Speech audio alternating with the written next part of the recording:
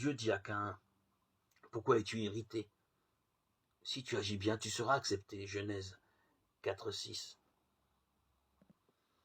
Nous ne nous attendons pas à ce que tout le monde soit heureux des bénédictions que Dieu nous accorde. Nous risquons de perdre bien des amitiés en gagnant du succès. Tant que nous comptons au jour des humbles commencements, tout ira bien.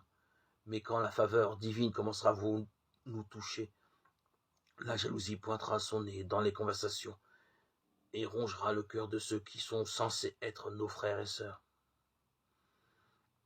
Ce que l'on appelle ces gens-là, ces derniers, qui se disent frères et sœurs, qui sont rongés par la jalousie, les enfants de Caïn, parce qu'ils ressemblent tant à leur père. Quand ils nous invitent chez eux, ce n'est pas pour jouir de notre compagnie et de notre communion, mais plutôt pour nous détruire.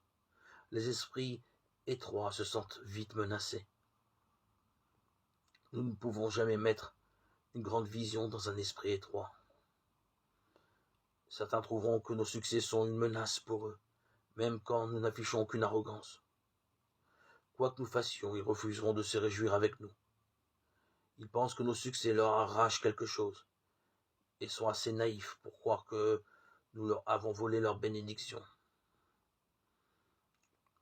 Aucune parole de diplomatie ne calmera jamais un cœur rongé de jalousie. Ils ne veulent pas sacrifier ce que nous avons sacrifié, mais ils veulent le succès que nous avons obtenu. Alors que devons-nous faire? Marcher dans l'amour, vivre selon le sermon des béatitudes, Matthieu 5, 1, 12. Aimons nos ennemis, bénissons ceux qui nous maudissent, faisons du bien à ceux qui nous haïssent, et prions pour ceux qui nous maltraitent et qui nous persécutent, afin que nous soyons fils de notre Père qui est dans les cieux. Matthieu 5, 44, 45.